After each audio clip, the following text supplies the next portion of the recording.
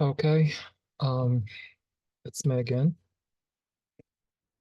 Uh, I guess at the end of the previous video, I should have said I'll be back, just like the Terminator used to say in the Fable series.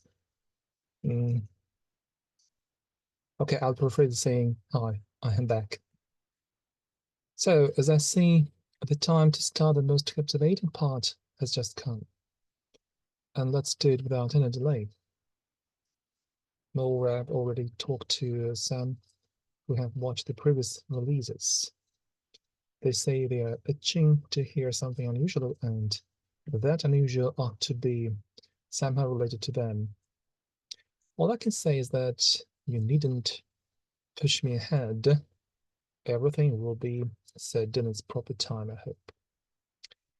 Well, in this video, I'm going to tell you about something new which entered my life when I was 16. It was my last year at school. By nature, I was an industrial student who was fond of chemistry and mathematics. And a lot of people who know me, who have known me for a long time, are aware of the fact that I'm pretty good at chemistry and mathematics. Actually, this is why I teach these two subjects. Okay, unlike the majority of nowadays students and youth, I knew perfectly well in which field I would like to work. And for that reason, I would work hard on the corresponding subjects, naturally chemistry and mathematics, sitting up late in order to master my problem solution skills. By the way, I wouldn't pay so much attention to English, to mastering my English skills then. Instead, chemistry and mathematics permanently occupy the upper positions on my priority list. I was into chemistry a lot, and the math was its logical continuation in my consciousness.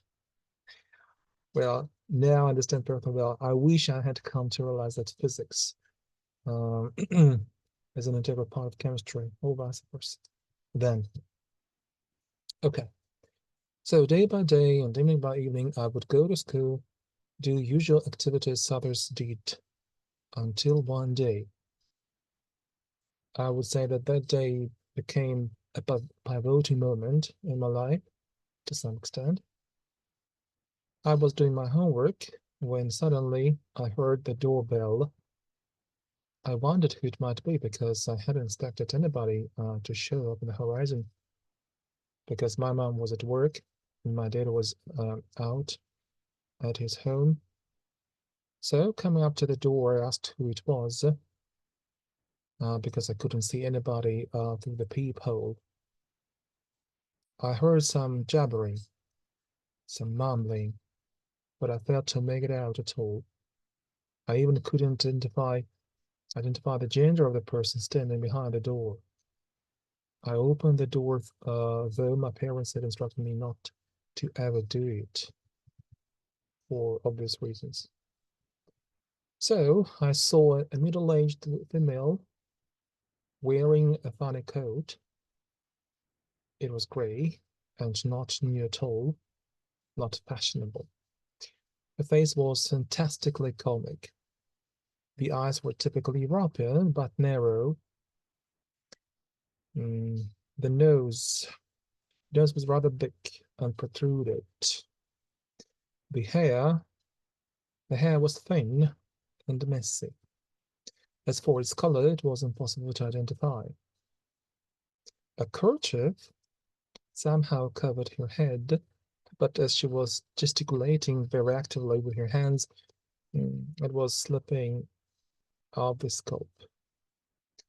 The skirt, but for some reason, I still remember its color. It was orange, but not bright orange, as though it had been kept in dust, and the owner of the skirt had forgotten to shake the dust out. She was rather thin and short. Yes, the word short perfectly describes her height. So while I was examining the woman, she was mumbling something, trying to get into the apartment. Absolutely. She was like a tank. a small but tang. It is as clear as a day that I merely stood on her way into the flat, telling her that she couldn't come in just like that. Seeing that the first attack based on the suddenness fell through, she changed the tactics. She started to articulate the words in a much more comprehensive way. Only then could I understand that her name was Pani Zosia.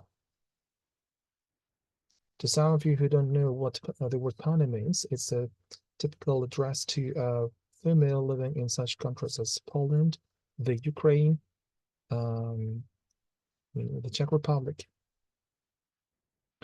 She also added that she lived in the next neighborhood and that she had come to Aunt Sonia, who was my neighbor living on the third floor. But that stupid woman Sonia was absent, as she said, and for that reason, she wondered if she could let me in to wait for her in my accommodation. Now the station got much clearer.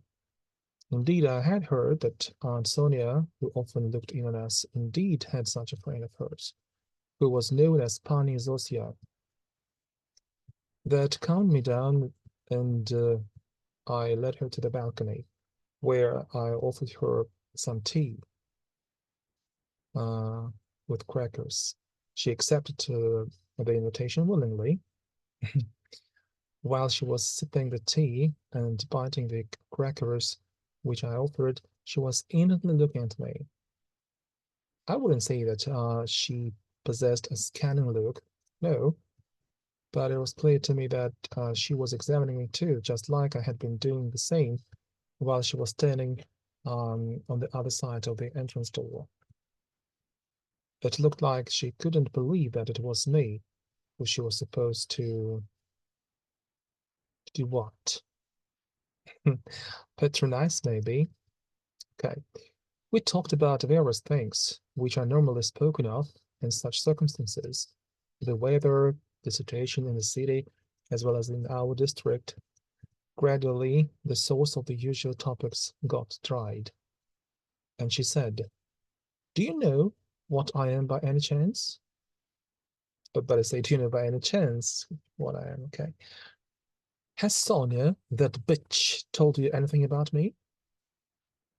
To her question, my answer was negative, and that seemed to smooth her somehow. Her next question turned out even much less expected. "Do you want me to lay the cards right here so that I tell you what you're eyeing for, what would happen to you in the future?" she asked. Well, I guess that nearly anybody standing in my shoes wouldn't have said no then. And it didn't take me long to reply yes. Hearing my response, she took a deck of battered cards out of her bag, a big one, by the way, which, as I could see, contained a comb, a couple of handkerchiefs, some cellophane packages, okay, various things. While she was shuffling, she was murmuring some words. Some of the words were quite comprehensible. The others weren't. They weren't in Russian. And it was clear that she was doing it on purpose, so that I wouldn't memorize them. Yeah. She put the cards in a particular way, and the layout didn't look like any I had seen before. At this point, I ought to mention that a lot of women of that time used to lay the cards in order to know something important for them. In most cases, the questions were related to their private life moments, such as their men's having adultères or not. The layout was typical and widespread, but this one was different. Besides, she was speaking to the cards. I just want to underline this word. She was speaking to the cards, which she was putting down on the table. It seemed to me that she was asking them to let her know what she wanted to know about. The whole procedure of choosing the cards from the deck and putting them in a spatial way lasted nearly a couple of minutes. Then she looked up at me and started telling me what she had seen, or as she said, what she had been let to know about them. She said the following: "Oh, I can see you wearing a white robe. You stand holding two bottles with some transparent liquids in each. Then you mix the two by pouring one into the other, and the color of the mixture changes to red." Saying those words, she mixed the cards again, returned them into the deck, and began to pick up others to lay them down the king of diamond, which symbolized me. She suddenly shuddered, like this, shuddered, and craned down, closing her eyes, as if she was trying to hear something being uttered at a distance. She did like this. A few seconds later, she smiled, saying that she had heard me speaking another language. She said that it would become imperative for me to be able to have a good command of the language. That answer that answered the question what I am, which I put in the first video. Well, in fact, I'm a professional chemist who teaches chemistry in English. No comment, only applause. Lost to her. Having told me that, she was off. Yeah. She picked up all her belongings, put them into her large bag, and got off. She said that Sonia, that bitch, had just come. By the way, how did she know about that? How did she manage to know that indeed Aunt Sonia had come? The thing is that when I was opening the door, the entrance door, I heard her asking, "Zosia, is it you? I'm home. Come downstairs." After she had left, I was in a state of perplexity. Absolutely perplexity. I was perplexed. I was taken aback. How could she guess that I dreamt of being a chemist? How did she see me mixing two liquids so that they changed their colors? Strange, but I ignored the linguistic component of the prediction. So being taken aback by the woman's capability of seeing things which haven't come about yet, I set my heart on being able to do the same thing. I thought to myself, I was a naive guy, okay? I must admit, I thought to myself, okay, if that woman can do that, I can do it too. And for some reason, I was sure I would be able to cope with it. Why not? I was full of enthusiasm to pick up this, I would say, prediction skills. Why not? In other words, I got charged with a great desire to be able to do similar things like her. Well, I hope that this video will explain to you to some extent um,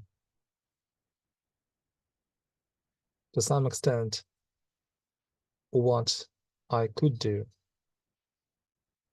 what I can do, and what I will most probably never do again. And I will tell you about my doing the things which I used to be proud of, but now because of which I don't feel relaxed. Okay. And now I would like to say the same in Russian because not all my um, guests, my channel guests, have a good command of English. And those of you who listen to my talks only in order to practice their listening skills, it's okay. You can compare your what you have understood with what I'm going to tell you in Russian, to check yourselves, to check your comprehension, listening comprehension skills. But it will be very short. Здравствуйте еще раз. Рад, что кто-то из вас вернулся, кто-то из вас стал слушать. Честно говоря, я не ожидаю, что прямо это станет очень-очень вирусно. Но, опять-таки, хочу подчеркнуть то, что я буду вам говорить, то, что я имею вам сказать. Это не сказки, и это не авторской какой-то imagination, как сказать, в общем, не плод моего воображения. Все это было, и я принимал в этом всем активнейшее участие. Ну так вот, мне 16 лет, я ученик в школе, последний год обучения в средней школе. Я очень сильно увлекаюсь химией и математикой, потому что, в отличие от теперешней, простите меня, туповатой молодежи, я уже тогда знал, кем я хочу быть. Я знал, что я хочу быть химиком. А для того, чтобы быть крутым химиком, нужно знать не только химию, но и математику. Поэтому я часто сидел по ночам и работал, по вечерам. Работал. В общем, жил, как все остальные дети того времени. Ходил там, гулял, в киношки и так далее. Но вот был один такой день, который стал поворотным в некотором аспекте. Я сидел и делал, очень практиковал свое умение решать задачи, и вдруг раздался звонок. Я был дома один, никого не ждал, потому что мама на работе, папа у себя дома. И подошел к двери и смотрю в глазок, не могу понять, кто стоит. Слышу, только кто-то там бормочет стоит.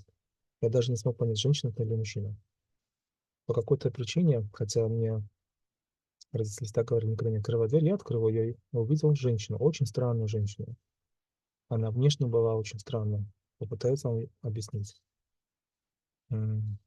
Очень невысокого роста. Ну, может быть, метр 50, метр 60. Совсем невысокая. Худощавая, нескладная. С какой-то волосы в беспорядке и непонятного цвета. Какой-то старый плащ. Что какая-то блузка, я не помню какая, по-моему, темно-синяя. Но что запомнил, это ее оранжевое, пыльно-оранжевое такое юбка. И она что-то бормочет, руками там что-то разводит и пытается войти как танк. Я стал стоим на ее пути и не пускаю ее. Она видит, что, как говорится, атака провалилась, и стала говорить нормально. Выговаривая слова более четко, я понял, что она подруга нашей соседки, тети Сони, которая живет на третьем этаже. И она пришла к ней, а эта сучка, она почему-то всегда называла сучкой, вообще она любила материться. Вот. Ее не дождалась, когда-то ушла. И просила меня разрешения подождать тетю Соню у меня дома. Я Меня это успокоило, объясню почему. Потому что я слышал о том, что тетя Соня со мной, что у нее есть подруга, тетя Зося, но ее называли все пани Зося. Те, кто из вас не знаком с этим выражением, пани это как типа мадам, леди, да, госпожа. Но это на Украине, Польше, Чехословакии, так говорят, обращаются к женщинам. На самом деле она была из Польши, как я понял потом. И, в общем, я проводил ее на балкон, угостил ее чаем с печеньем. Мы сидим друг на друга, смотрим, болтаем о всякой ерунде, которая обычно обговаривается в таких случаях. Когда тема исчерпается, она смотрит на меня, и она все время на меня смотрела, как-то очень странно, изучающе. Ну, меня это никак не смущало, я и сам так могу смотреть. Потом она вдруг говорит: а хочешь, я скажу, погадаю, ты вообще знаешь, кто я? Я говорю: не. Что, тебе эта сучка Соня ничего не говорила про меня? Нет, не говорила. Давайте я погадаю. Ну, давайте. И она вытаскивает из своей огромной сумище старую такую, старую колоду карт. И стала ее раскладывать. И она, знаете, дело в том, что женщины того времени очень часто гадали по всяким, ну, часто гадали. Раскладывали карты очень стандартно. Стандартно, значит, у всех было одно и то же. Одинаковый расклад, а это стало, она раскладывала очень необычные карты. Она вытащила бубнового короля, который меня символизировал, и определенным образом стала раскладывать карты. И она все время шептала над каждой картой и смотрела на карту и прям просила: ну расскажи, ну покажи и так далее. А что самое интересное, эти слова я понимал, но она также использовала, как она называла, тарабарщину. Реально тарабарщина существует. Я слышал от нее это. И тарабарщина это на самом деле тайный язык, поверьте мне, человек, который знает что-то в этом. И, кстати, то заклинание, о котором я вам говорил, о, из предыдущих видео, оно из той же оперы. Ну так вот. И вдруг она где-то через минуту, через две, вот так, знаете, как она в оцепенение вошла такой, потом раз так подняла голову, на меня смотрит и начинает говорить. Я вижу, что ты стоишь в белом халате и в двух руках держишь две склянки. В каждой склянке по бесцветной жидкости. И ты одну в другую вот так вот переливаешь, и цвет меняется. Но как она могла знать, что я хочу стать химиком? Ну как? Ну, допустим, ей могла так сказать эту Соню, хотя она вряд ли об этом знала и так далее. Никогда не интересовалась этим. Потом она говорит, она вот так вот вытянула голову, вот так вот закрыла глаза и так вот ухом так вот вперед подалась, как будто пытается что-то услышать. Я говорю, ой, слышу, слышу. Потом раз так на меня смотрит, улыбается, говорит, я слышал, как ты говоришь на другом языке. Я слышу. И это для тебя вот очень важно. А теперь вам ответ на тот вопрос, который поставил в первом видео. What I am. Не только who I am, но и what I am тоже.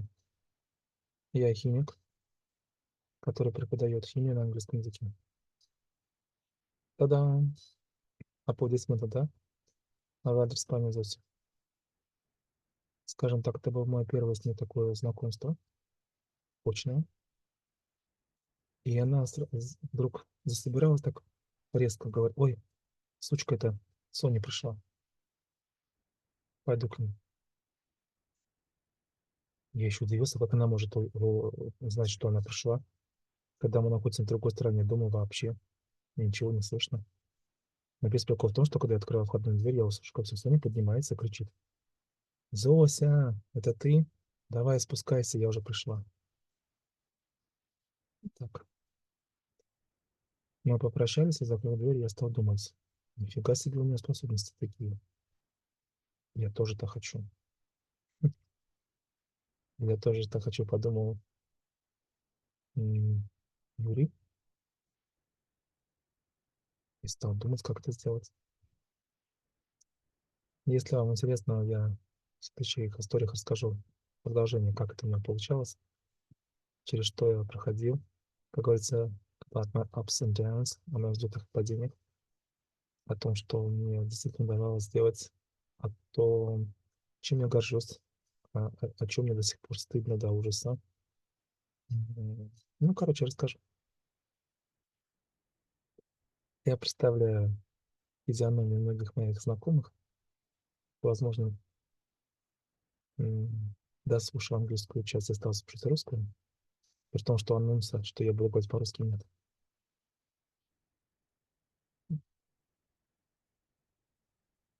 Вы потом поймете, почему я вообще решил это все сделать. Я скажу это, если вы не поймете. Вот так. Спасибо вам за ваше внимание.